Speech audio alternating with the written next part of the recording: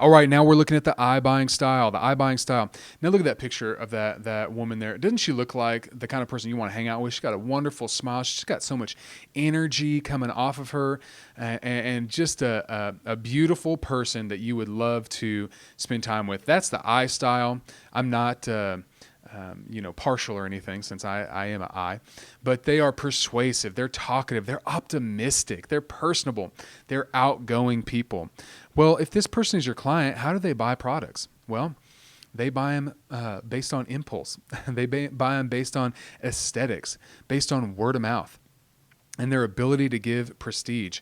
And I got to tell you, I have been sold on the ability to give prestige more than once, my friends. If I thought that I needed to be in that room because that's who I was and that's the kind of person I was, or I needed to buy this because it was going to give me the feeling that I needed because that's who I am, well, you got me. You got me on aesthetics and prestige.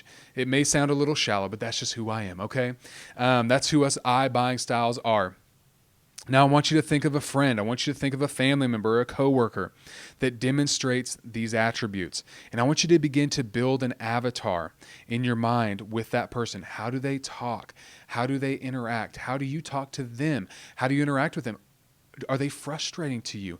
Know that, understand that. You don't want to miss out on those sales because you're frustrated with that style. You need to figure out how you overcome that, how you can engage them, and then you can navigate around that style and help them stay focused, or whatever the case is. So sit down, take 3 to 5 minutes, build that avatar, and then jump in, and we'll talk about the S buying style.